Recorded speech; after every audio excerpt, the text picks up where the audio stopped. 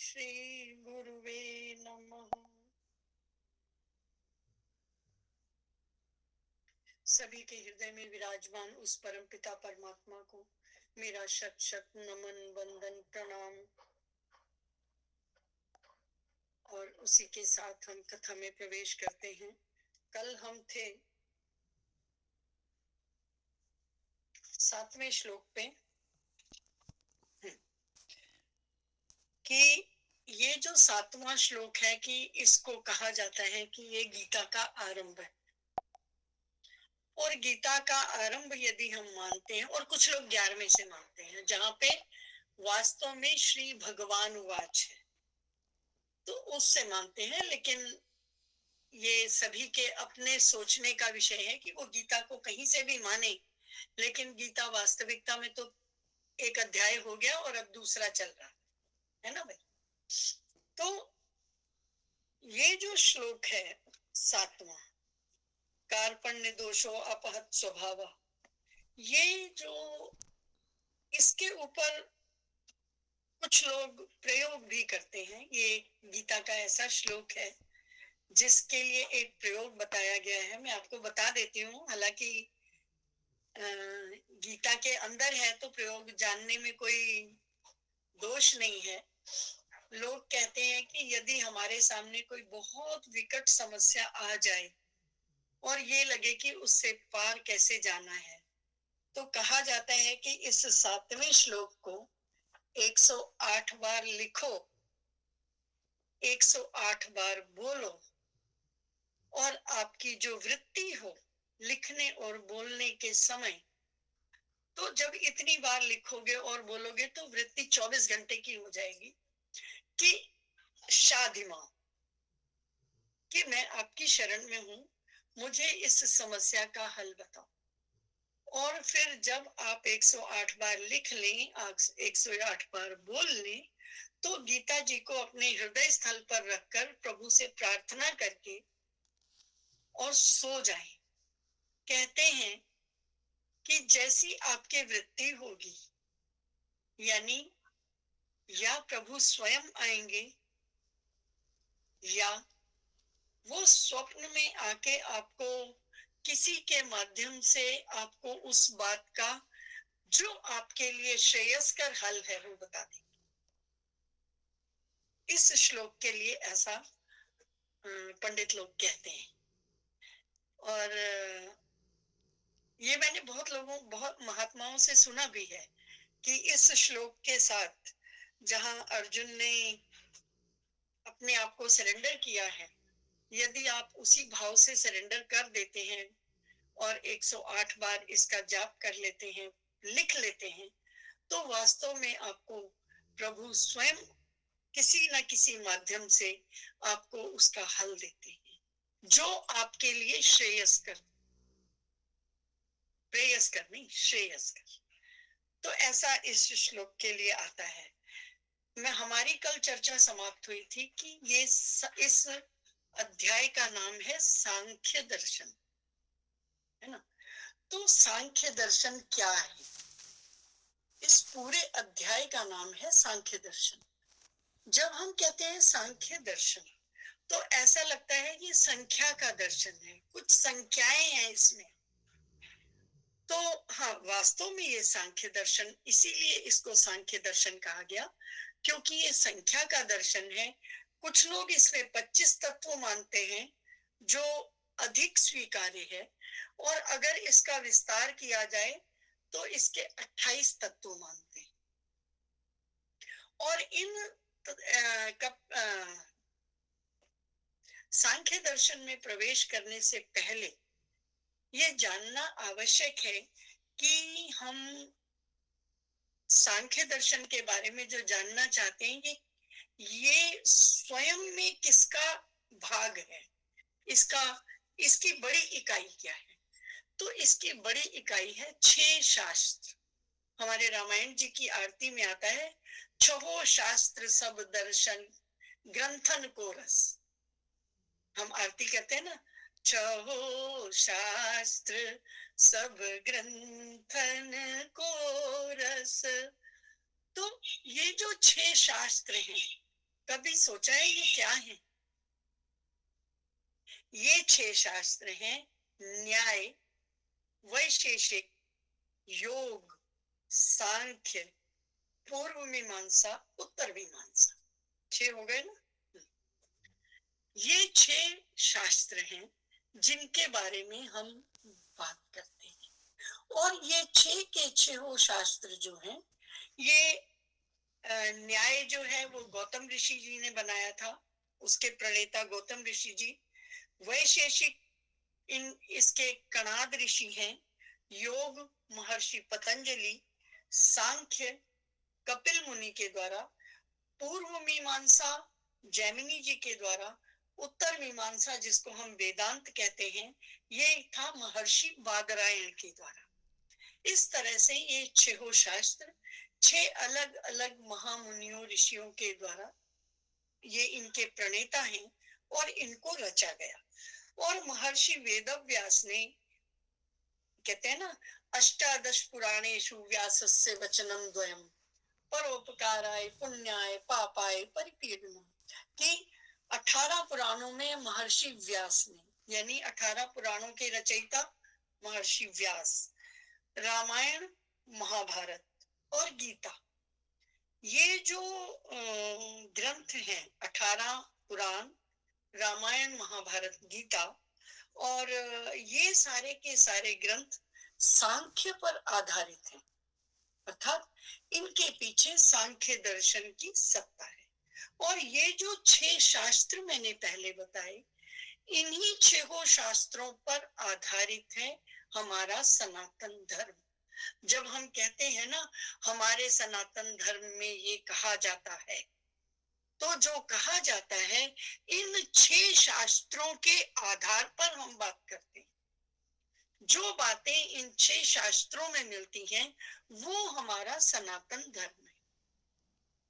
और उनमें आने वाले 18 पुराण, रामायण, महाभारत और जिसको हम पढ़ रहे हैं गीता जी, ये सारे शास्त्र सांख्य पर आधारित है। और सांख्य को सांख्य दर्शन इसलिए कहा गया क्योंकि ये संख्याओं पर आधारित है। संख्याएं अर्थात तत्व रूप में हम 25 तत्वों को मानते हैं, वो ये कहते हैं। और जब हम कहते हैं कि कोई दर्शन क्या मानता है, तो उसका अर्थ है सृष्टि का आधार क्या है। सृष्टि के आधार के लिए 25 तत्वों की परिकल्पना सांख्य दर्शन में की गई। क्लियर? जहां नहीं समझ में आएगा ये साथ साथ पूछ लेना, क्योंकि फिर पूरी गीता में आगे इनमें से किसी छोटी छोटी चीज का विस्तार आएगा। और मैंने आपको कहा था दूसरे अध्याय में इसको मैं विशेष तौर पे बताऊंगी। अब ये दूसरा अध्याय है, तो मैं दूसरे अध्याय के आरंभ से पहले बता रही हूँ। तो आप किसी को अगर कुछ भी इसमें पूछना हो सांख्य दर्शन में, तो अभी ही पूछ लेंगे, क्योंकि बाद में बहुत छोटे छोटे टुकड़े का विस्तार तो आगे आएगा, एक साथ नहीं आएगा। ठीक है?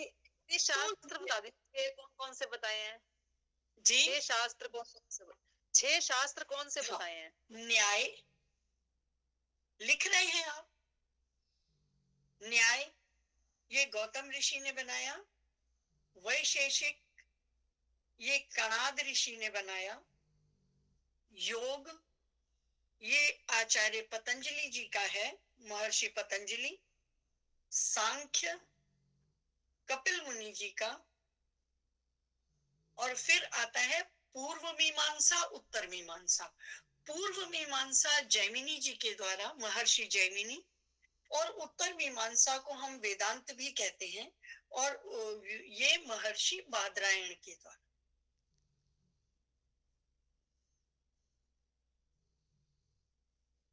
हो गया? अब ये जो हमारे 18 पुराण, रामायण, महाभारत और गीता है, ये सभी मैंने आपको बताया कि ये सांख्य दर्शन पर आधारित हैं। इसीलिए रामायण और गीता की तुलना बड़े आराम से होती है। जब भी हम गीता का कुछ पढ़ते हैं तो हमें रामायण का कोई प्रसंग जरूर से याद आता है। 18 पुराण हमने सारे के सारे पढ़े नहीं है, लेकिन जगह जगह से वहां से भी आता है। और महाभारत तो फिर महाभारत है ही है। महाभारत के लिए तो कहा जाता है यद इह अस्ति, वो सब कुछ है। यद इह ना अस्ति तद ना अन्यत्र, यानी जो यहाँ नहीं है वो कहीं नहीं है, और जो कहीं भी है वो यहीं पर है। महाभारत के लिए ऐसा भी कहा जाता है कि इसमें 55,000 कैरेक्टर हैं, और अगर ध्यान से महाभारत पढ़ी जाए तो हमारे जैसा एक कैरेक्टर उसमें दिखता है। हम भी उसमें हैं। इतना वास्ट है ये। और ऐसा हो नहीं सकता कि हमारे जैसा कोई कैरेक्टर वहां ना हो। हमें मिल जाता है अगर हम ईमानदारी से देखें।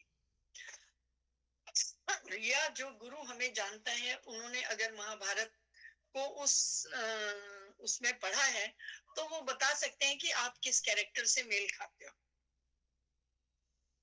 महाभारत के लिए ऐसा कहा जाता है। खैर, ये अलग बात हुई। मैं आपको हाँ, सांख्य दर्शन कपिल मुनि द्वारा, इनके द्वारा शुरुआत की गई। और कपिल मुनि कौन थे, इसके बारे में जानना विस्तार से बहुत जरूरी है। तो मैं आपको इसकी बात बताती हूँ कि ब्रह्मा जी ने जब सृष्टि रचने की और उनको लगा एको अहम बहुश्याम, मैं एक हूँ, अकेला हूँ, बहुत सारा हो जाऊं, तो उन्होंने सृष्टि आरंभ की। शुरू शुरू में उन्होंने ऋषि बनाए, मनु शत्रुपा आए, सब आए। और तो इन्होंने नारद जी को कहा कि आप सृष्टि की रचना करो, मतलब आगे इसको बढ़ाओ। तो नारद जी कहने लगे, भाई अपना तो मन है नहीं, हम तो राम राम करेंगे। इसीलिए जय विद होई नाथ हित मोरा, उस समय उनको हरि का रूप, बंदर का रूप दे दिया, लेकिन शादी नहीं होने दी उनकी। कि ये मोह है। वास्तविकता में नारद ऐसे नहीं है, प्रभु जानते हैं। तो नारद जी ने तो अपनी खड़ताल उठा ली। चलो जी, कोई बात नहीं। फिर सप्तऋषि आए, तो सप्तऋषियों ने सोचा कि अगर हमने भी यही खड़ताल वाली बात की तो वर्मा जी नाराज हो जाएंगे कि सारे एक तरफ चल पड़े। तो उन्होंने कहा कि हमें तो कुछ ऐसा करो जी, हम 5 साल नहीं रह जाए। अब 5 साल जितने रह जाए, मतलब गृहस्थी में नहीं जाएंगे। 5 साल का तो गृहस्थी में नहीं जाएगा। तो वो भी तपस्या की तरफ आ गए, कश्यप जी आए, सब आए। अब किसी ने हाँ नहीं भरी इच्छा से कि हाँ हम सृष्टि का विस्तार करेंगे। तो ये क्या कहते हैं, करदम ऋषि जी, हाँ, करदम ऋषि जी आए। तो उनको कहा कि मैं तुम्हें आज्ञा देता हूँ। अब उन्होंने, ब्रह्मा जी ने कहा, अभी इनकी मर्जी पूछने से नहीं चलेगा, ये सारे के सारे एक थाली के बैंगन हो गए हैं, इनको अब ऑर्डर देना पड़ेगा। तो उन्होंने कहा कि मैं तुम्हें आज्ञा देता हूँ कि तुम पुत्र प्राप्त, पुत्र को पैदा करो, मतलब तुम एक संतान पैदा करो। मेरी कोई, अब वो बोल नहीं पाए, अब आज्ञा हो गई तो आज्ञा का उल्लंघन नहीं हो सकता। तो उन्होंने कहा अच्छा ठीक है, तुम अच्छी पत्नी पाने के लिए पहले तपस्या करो। ये तो बहुत अच्छा लगा कि मैं मतलब तपस्या करनी है, वेरी गुड। वो बैठ गए तपस्या में। फल में पत्नी मिलेगी, कोई बात नहीं, वो बाद की बात है, पहले तो तपस्या करनी है। बैठ गए। अब तपस्या करने बैठे तो ब्रह्मा जी को लग गया कि भाई कहानी तो इधर भी टेढ़ी टेढ़ी है, ये तो कोई ना करते। तो इन्होंने मनु शत्रुपा को कहा कि तुम कन्या पैदा करो और उस कन्या का विवाह तुम करदम जी से करो। रिश्ता तय कर दिया। अब मनु शत्रुपा जी के कन्या हुई, उनमें से जो देवहूति थी, दिव्य कन्या थी, मनु शत्रुपा की कन्या थी। जब वो थोड़ी बड़ी हुई तो मनु शत्रुपा जी लेके, क्योंकि ब्रह्मा जी का आदेश था, रिश्ता उन्होंने तय किया था। कहते ना, बड़े वडेरिया ने रिश्ता तय किया है, कुछ नहीं करना। वो बड़े ब्रह्मा जी ने रिश्ता तय किया, वो लेके चल पड़े अपनी बेटी को। करदम ऋषि जी के घर आश्रम में आ गए। अब करदम ऋषि जी कहें कि ये आए, वो तपस्या से उठे, तीनों को देख के उन्होंने नमस्कार किया और पानी दिया और आसन दिए। 3 आसन दिए, 3 लोग आए थे, 3 दे दिए, खुद जमीन में फिर बैठ गए पेड़ के नीचे। अब मनु और शत्रुपा तो बैठ गए अपने आसन पे, लेकिन देवहूति सोचने लगी कि मैं यहाँ अपने वर के घर में आई हूँ और मेरी इनसे शादी होने वाली है, तो ये तो बैठे हैं जमीन में। इससे पहले मैं आपको एक बात बताऊं कि ब्रह्मा जी ने इनको जब कहा कि तुम देवहूति से मतलब मनु शत्रुपा की बेटी से शादी करो, तो ये ना उनकी शक्ल देखने लग गए ब्रह्मा जी की, कि अभी तो ये कह रहे थे कि भाई पत्नी पाने के लिए तपस्या करो, अब आगे की से शादी करो भाई, अभी थोड़े दिन तो तपस्या की है। तो उन्होंने कहा कि अच्छा ठीक है, तुम उस कन्या को देखो, अगर तुम्हें रुचे तो उससे शादी करना, थोड़ी सी लिबर्टी। अब आसन दिए तो देवहूति सोचने लगी कि मेरे पति तो बैठे हैं जमीन पे और मैं आसन पे बैठ जाऊं, ये तो बात बनी नहीं, ये तो मतलब खिलाफ हो गया, उसके पति धर्म के खिलाफ हो गया, तो मैं नहीं बैठ सकती। और कहती है आसन आया है, मैं अतिथि हूं यहाँ पर, और मैं नहीं बैठूं तो ये उनका अपमान है कि उन्होंने मुझे आसन दिया, मैं नहीं बैठती। उन्हें 2 मिनट सोचा, सोचने के बाद जमीन में बैठ गई और आसन के ऊपर अपना हाथ रख लिया कि आपने मुझे आसन दिया, मैंने स्वीकार कर लिया कि हाथ में ले लिया, आसन पे हाथ रख लिया और उसके बगल में जमीन पे बैठ गई। अब करदम ऋषि को देख के बहुत अच्छा लगा, उन्होंने कहा अरे वाह, इतना इतना शील आचरण, तो वाह, मतलब बात पक्की, शादी हो गई। अब मनु शत्रुपा जी ने वहीं पर शादी की व्यवस्था की, उन दोनों को पाणी ग्रहण संस्कार में बांधा और बांधकर अपनी कन्या का दान करके वो दोनों चले गए। अब इतने सालों का इनका अभ्यास छूटे कैसे? ये जी अपना सुबह उठे, कमंडल उठाए, नहा धो के आए, पूजा में बैठ जाए। बहुत साल हो गए, देवहूति बेचारी बूढ़ी हो गई, करदम ऋषि देखे ही नहीं, उठे नित्य क्रिया करें और अपनी तपस्या में बैठ जाएं। अब एक दिन उनके ना दिए में तेल कम हो रहा था, सुबह का समय था, ये आए थे तपस्या नहा धो के, तो दिए में कम तेल देख के इनके ऐसे ही मुझसे निकला, तेल तो देखना। तो देवहूति जैसे उनकी इतने समय की वो थी, वो अपना तेल लेकर आई, तो जैसे तेल डालने लगी तो बाती के ऊपर थोड़ा तेल गिर गया, तो वो भक्त से जली। जब प्रकाश हुआ तो उन्होंने देखा कोई खड़ा है। अरे तुम कौन?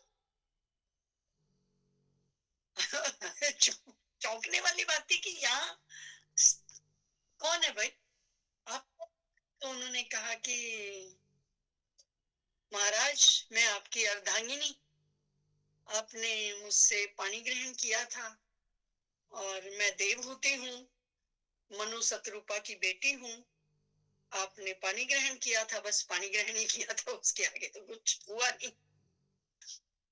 तो उन्होंने कहा हाँ, थोड़ा थोड़ा याद तो आ रहा है। कहा यही काफी है। याद तो आया कि पानी ग्रहण किया था। तो अब सोच में पड़ गया कि हाँ भाई, बात तो ठीक है कि मैंने गृहस्थी निभाने के लिए इससे शादी की थी और मैं तो फिर वही लगा पड़ा हूँ अपने कामों में। फिर तुमने मुझे बताया नहीं। मैंने कहा कि कब? आपके पास तो समय ही नहीं है। रात को तपस्या से उठते हो, सो जाते हो, सो के उठते हो, क्रिया करते हो और फिर तपस्या में बैठ जाते हो। आपको तो अपने खाने पीने की सुध नहीं है, तो बताऊं कब? तो अब करदम ऋषि को थोड़ा सा अपने आप में लगा, तो उन्होंने कहा अच्छा मांगो, क्या मांगती हो? अब देवहूति सोचने लगी क्या मांगती हो, अपने खाने का तो पता नहीं, जो मैं 2 फल ला के देती हूँ वही खा लेते हैं, जो मैं दिए में तेल डाल दूं तो दिया जल जाता है, तो ये मुझे मुझे क्या देंगे? इनको अपना तो पता नहीं है क्या खाना है क्या करना है, अपने सोने खाने की व्यवस्था नहीं है और मेरे से पूछ रहे हैं क्या मांगू। तो उन्होंने जब ऐसा सोचा, तो करदम ऋषि तो बहुत, मतलब ब्रह्मा जी की संतान और इतनी तपस्या के, तो उन्होंने कहा कि देवहूति आप ऐसा मत सोचो कि मैं तुम्हें क्या दे सकता हूँ। अब देवहूति शर्मिंदा हो गई कि भाई ये तो इनको पता चल गया। तो इन्होंने कहा कि वो चुप खड़ी हो गई, तो उन्होंने कहा अच्छा ठीक है मैं तुम्हें देता हूँ, तुम एक काम करो सरोवर में नहा के आओ। ऑर्डर। अब ये सरोवर में नहाने गई, तो जब सरोवर से नहा के निकली, तो वो पुरानी वाली देवहूति थी जहां जब इनकी शादी हुई थी, उतनी ही तरुणी, उतनी ही सुंदर, उतनी ही तो इनको खुद को देख के बहुत अच्छा लगा, और करदम ऋषि के प्रति इनका अनुराग भी बढ़ गया कि भाई ये तो अच्छा हो गया। बहुत खुश निकल के आई। जब आई, इनको वस्त्राभूषण दिए गए, और अच्छा मांगो क्या मांगती हो? वो सोचने लगी कि अब हर चीज मेरे मांगने से मिलेगी, ऐसे कैसे? तो महर्षि कर्दम ने समझ लिया, तो उन्होंने कहा कि संसार की कोई भी ऐसी वस्तु नहीं है जो मैं तुम्हें नहीं दे सकता। तो वहां आता है महाभारत में कि उन्होंने ऐसे हाथ हिलाया और वहां पे एक महल बन गया, और उस महल में उन्होंने उनको रहने के लिए कहा कि ये महल है, इसमें सारे आराम की व्यवस्था है, हर चीज की व्यवस्था है, ये आपका। तो उन्होंने कहा कि बात तो अभी फिर वहीं की वहीं है। अब देवहूति असमंजस में सोच रही है कि कैसे कहूं, अब हर चीज मांगने से ही मिलने वाली है, तो हर चीज मांगना बहुत मुश्किल है। तो गर्दम ऋषि समझ गए, उन्होंने कहा कि चलो हम घूमने चलते हैं। उन्होंने, तो उनको याद भी आ गया कि मैंने इसको कहा था कि जब तक मेरे एक पुत्र होगा तब तक मैं गृहस्थ आश्रम को निभाऊं। तो इन्होंने कहा, देवहूति से कहा कि चलो देवहूति हम घूमने चलते हैं। देखो, अगर इस बात को इस ढंग से मिलाया जाए कि हनीमून का कॉन्सेप्ट पहले भी था, नया नहीं है, है ना? दोनों घूमने के लिए गए, तो उन्होंने फिर अपनी माया से एक विमान को बुलाया, और 1.5 अध्याय है पूरा इसमें भागवत जी में, जिसमें इस विमान के बारे में सारा कुछ लिखा हुआ है कि वो विमान कैसे बना था, उसमें क्या क्या सुविधाएं थी, हर मौसम के अनुकूल था। तो इसका मतलब ये हुआ कि वो एयर कंडीशनड भी था। और उसमें कहते हैं कि नकली मोर और मतलब कुछ इस तरह का भी बना हुआ था, मोर और शे उसका नाम आता है। मतलब इतना सज्ज था वो विमान, और कहते हैं कि उसकी जो गति थी वो मन की गति से भी तेज थी, यानी बहुत तेज उड़ने वाला था। तो करदम ऋषि और देवहूति उस विमान में बैठकर 9 लोकों की यात्राओं पर गए। इतना लंबा हनीमून किसी ने नहीं मनाया होगा। 9 साल तक ये घूमते रहे, और 9 सालों में 9 लोकों की यात्रा की। अगर कभी आपका भागवत पढ़ने का वो आए, तो ये वाला पूरा पढ़ना बहुत अच्छा लगता है पढ़ के। 1.5 अध्याय से ज्यादा है। तो इस विमान का भी वर्णन है और उसमें इनके 9 लोकों का भी वर्णन है, 9 लोकों में घूमने का वर्णन है। वहां इनकी 9 कन्याएं हुई एक साल में, और 9 कन्याएं हुई।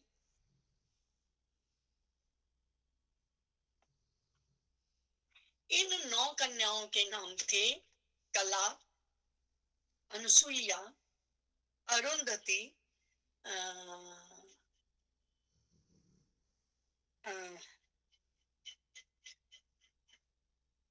हविर्भू, शांति, कितनी हो गई? कला, अनुसुईया, अरुंधति, हविर्भू, ख्याति, शांति, गति, क्रिया। एक और है, आएगा नाम, अभी याद आ जाएगा तो बताती हूँ। तो इस तरह से इनकी 9 कन्याएं पैदा हो। लौट के आ गए उस महल के पास अपने, बोले कि अच्छा अब मैं चला। तो वो फिर देवहूति हाथ जोड़ के खड़ी हो गई। बोले क्या? बोले मैं आपकी पत्नी हूँ, मैं आपको आपके धर्म से च्युत नहीं होने देना चाहती, लेकिन अभी हमारे पुत्र तो हुआ ही नहीं, ये तो सारी पुत्रियां हैं। तो बोले हाँ, मुझे तो पुत्र पैदा करना था ना, ब्रह्मा जी का यही आदेश था। बिल्कुल ठीक, ठीक है अभी नहीं जा रहा। वहीं रहने लग गए। फिर उसी रात कहते हैं कि इनको भगवान ने स्वप्न में दर्शन दिए और दर्शन देके कहा कि कर्दम ऋषि, मैं आपके पुत्र के रूप में पैदा होना चाहता हूं। भगवान ने इन्हें कहा तो ये बहुत प्रसन्न हो गए। इन्होंने सुबह उठ के देवहूति को बताया कि अब हमारे आपके गर्भ से कर्दम वो भगवान नारायण स्वयं आएंगे। उन्होंने मुझे मतलब इस तरह से, ये तो मेरी तपस्या ही सफल हो गई कि भगवान ने मुझे इस योग्य चुना कि वो मेरे बच्चे बन के आ रहे हैं। तो बहुत बड़ी बात है। तो ये दोनों पति पत्नी बहुत प्रसन्न हो गए। समय आने के साथ भगवान इनके देवहूति के गर्भ में आए और समय आने पर उनका जन्म हुआ। जन्म होने के बाद ये क्या नाम, इन्होंने कर्दम ऋषि जी ने कहा कि अच्छा भाई अब मैं चला, तो पुत्र भी आ गया। तो देवहूति ने कहा कि महाराज ये तो ठीक बात नहीं है, आपने आपने तो इतने साल तपस्या की, इतना सब कुछ किया, मैंने तो कुछ भी नहीं किया, आपकी सेवा की बस। तो उसमें कोई कहने की बात नहीं है, पति की सेवा तो मेरा धर्म था, मैंने तो खाली सेवा की, मैंने तो कोई आचार व्यवहार इस तरह से कोई तपस्या नहीं की। आपकी तो गति हो जाएगी, मेरा मेरा क्या होगा, मैं आपकी पत्नी हूँ, अर्धांगिनी हूँ। तो उन्होंने कहा कि कर्दम ऋषि ने कहा कि देवहूति सोचा तो मैंने भी यही था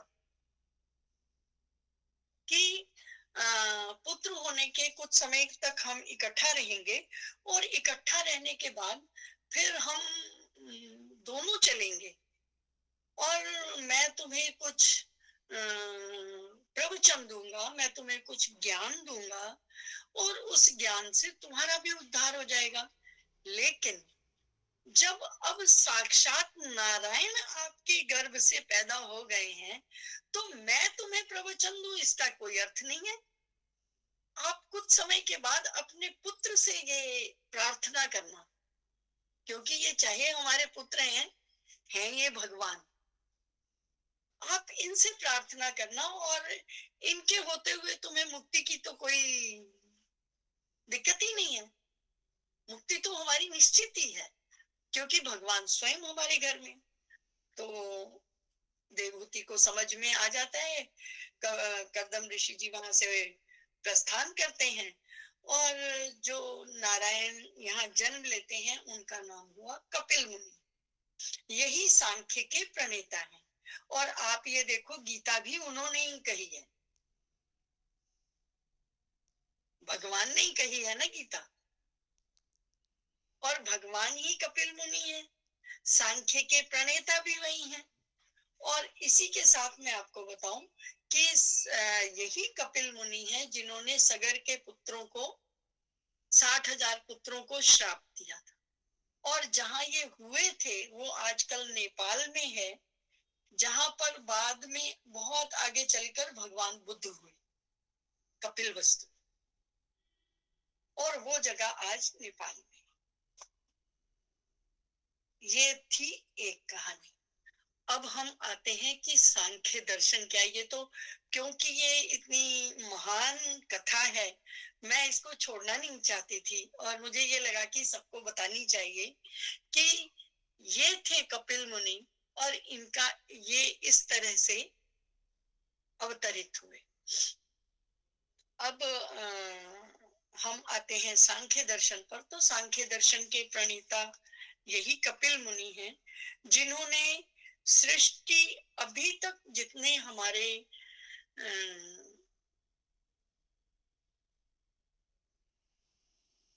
दर्शन थे, इन सब दर्शनों में एक बात थी कि हम एक जगह आकर कहीं अड़ते थे, मतलब अटकते थे। अड़ते मतलब ऐसे अड़ने वाला नहीं, अटकना।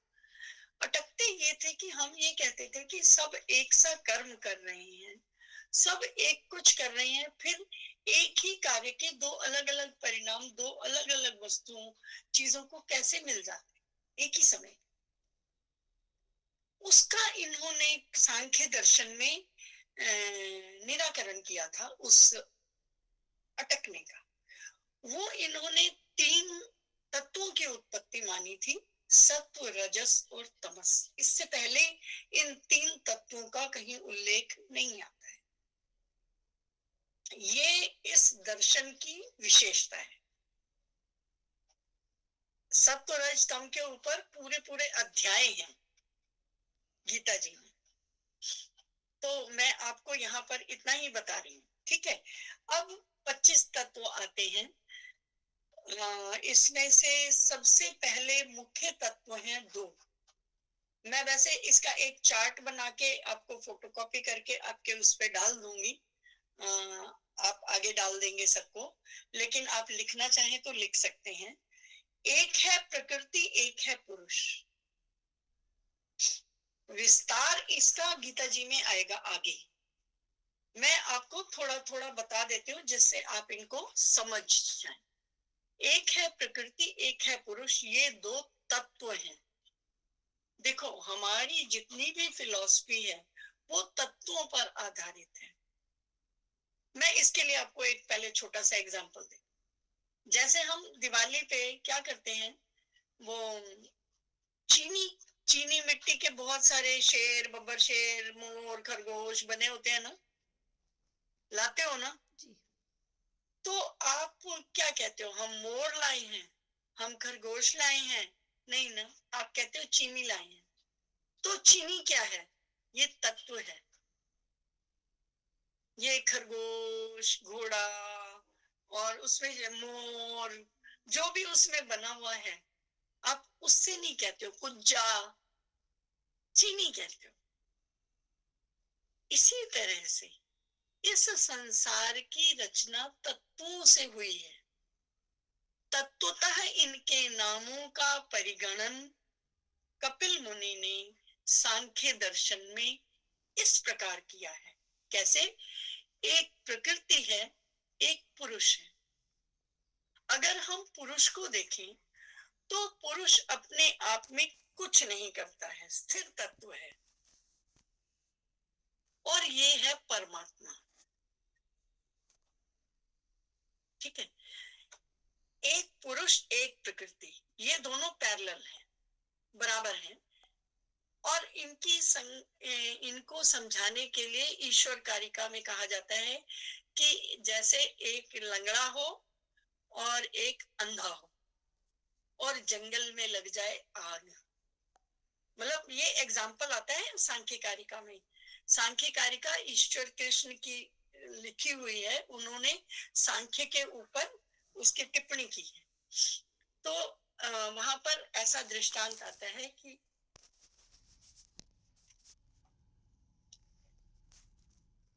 क्षमा कीजिएगा जी, मैंने तो चश्मा ही नहीं पहना आज, और बिना चश्मे के दिखता नहीं। अभी हमारा सांख्य दर्शन कल भी चलेगा। जी, बहुत बहुत धन्यवाद है आपका।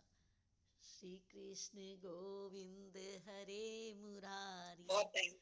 कोई बात नहीं, कोई बात नहीं, कोई बात नहीं, 5-7 मिनट तो इधर उधर हो जाते हैं कंचन जी। जो एक टॉपिक चल रहा है उसको तो पूरा करना ही चाहिए। तो बहुत अच्छी आपने कथा। जरा आप ये जो बता रहे थे, बस एक क्वेश्चन ही मेरा था कि जो आपने बोला हाँ था जी। कि श्लोक 7 है दूसरे अध्याय का, तो वो 108 बार लिखना और 108 बार बोलना, उसके बाद हाँ, सो जाना। तो कौन सा श्लोक है वो 7वें वाला? कितना? सातवां, सातवां, दूसरे अध्याय का सातवां। कार्पण्य दोषोपहत स्वभाव हाँ, पृच्छामि त्वा धर्म। कार्पण्य दोषो अपहत स्वभाव, पृच्छामि त्वां धर्म सम्मूढ़ चेता, यच्छ्रेयस्यान्निश्चितं ब्रूहि तन्मे, शिष्यस्तेहं शाधि मां त्वां प्रपन्नम्। ये पूरा श्लोक लिखना और बोलना है। हाँ, और ये किसके लिए आपने बताया? मैं इसलिए पूछ रही हूँ कि सबके मन में होगा तो सबको आंसर मिल हाँ, जाएगा। आप आप जब किसी बहुत बड़ी समस्या से घिर जाते हैं और उस समस्या का आपको कोई हल नहीं मिलता है, तो उस समस्या से हल के लिए ये कहा जाता है कि आप मतलब कोई भीषण ही समस्या होनी चाहिए, तो आप इस श्लोक को 108 बार लिखें, फिर 108 बार इसका जाप करें।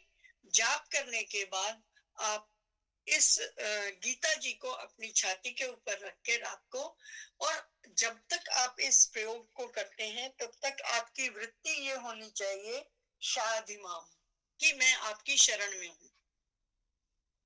तो इसका मतलब ये रात को करना चाहिए, क्योंकि 108 नहीं बार पढ़ने और 108 बाबू, बार। नहीं नहीं नहीं नहीं नहीं नहीं, आपको दिन में ही लिखना है, दिन में ही आपके वो करना है। रात को सोते हुए आपने गीता अपने छाती के ऊपर रख के सोना है। अच्छा, मतलब दिन में कर ले पहले उपाय को। हाँ हाँ हाँ। और ये कितने दिन तक करना है या एक ही दिन करना है? आपको ये पूरा प्रयोग इतना ही है, 108 बार लिखना, अच्छा अच्छा, 108 बार एक। बोलना और ऐसा करना। जी, ये बिल्कुल कितने धन्य। दिन में होगा ये तो डिपेंड करता है ना, 108 बार लिखने में हो सकता है आपको 2 दिन लग जाए। अच्छा, मतलब इसको टुकड़ों में भी लिख सकते हैं और हाँ बोलने में भी, जाप भी 2 दिन में कर लें चाहे। हाँ, लेकिन जितनी जाप तो आपको एक ही दिन में करना होगा, 108 माला अच्छा अच्छा, ठीक है। है लिखने ना। में चाहे 2 दिन लग जाए, परंतु हाँ जाप हाँ आप एक दिन में, जाप एक ही दिन में करना है। हाँ। जी, जाप एक दिन में करना है। और इसका प्रयोग आप कोई भी कर सकता है, ऐसा प्रयोग मान्य है, ठीक हमारे है, शास्त्र विधि में मान्य है। ठीक है जी। तो इसका मतलब यह है कि सभी को बता रही हूँ मैं कि 7 नंबर का पूरा श्लोक आप एक दिन में, 2 दिन में या 3 दिन में पूरा 108 बार लिख लीजिए। फिर जाप को एक मुश्त करना है, तोड़ना नहीं है उसको। और फिर जिस दिन आपका जाप पूरा, जिस दिन आप पूरी माला कर लें, उस दिन रात को गीता जी को अपने ऊपर रख के छाती पर और सो जाना है। और पूरे प्रोसीजर में मैं आपकी शरण में हूँ भगवान, ऐसा भाव रखना कि है। जो मेरे लिए श्रेयस्कर है, मुझे वो, वो उपाय, मुझे वो हाँ, हल चाहिए, हल और चाहिए। मैं आपकी शरण में। और ये कोई तो भी। सबसे हाँ पहले जी। ध्यान हो, सबसे पहले दिन जब हम इनका सार बता रहे, शुरुआत जब हम अपने लिए भूमि तैयार कर रहे थे, तो मैंने कहा था कि दोनों काम होने चाहिए, कि निरंतर अभ्यास और निरंतर प्रार्थना, कि मैं यहाँ तक आ गया हूँ, अब आगे मुझे ले चलो, और हिम्मत भी दो, और चलो भी। जी चलो खुद, हिम्मत दो ऊपर वाले से कहना है, और वो प्रार्थना के साथ। जी, बिल्कुल बिल्कुल। और सबसे बड़ी बात यह है कि जब हम उनकी शरण में हैं तो हमारी समस्या, और समस्या कोई भी हो सकती है, शारीरिक हो सकती है, मानसिक हो कैसी भी सकती कैसी भी है, कैसी भी कैसी भी पारिवारिक कोई हो दिक्कत नहीं, सकती है, आर्थिक हो कैसी सकती भी है, किसी भी तरह की कैसी समस्या। और किसी भी दिन बिल्कुल। ये आप कर सकते हैं। तो जो भी ये कोई ऐसी प्रॉब्लम हो, तो ऐसे ऐसे छोटे छोटे हल हमें मिलते रहेंगे। धन्यवाद है कंचन जी आपका। और अब हम समय हो गया है, बड़ी श्रद्धा और विश्वास के साथ श्री सुंदरकांड जी का पाठ प्रारंभ करते हैं। बोले सियापति रामचंद्र महाराज की जय, पवन सुत हनुमान की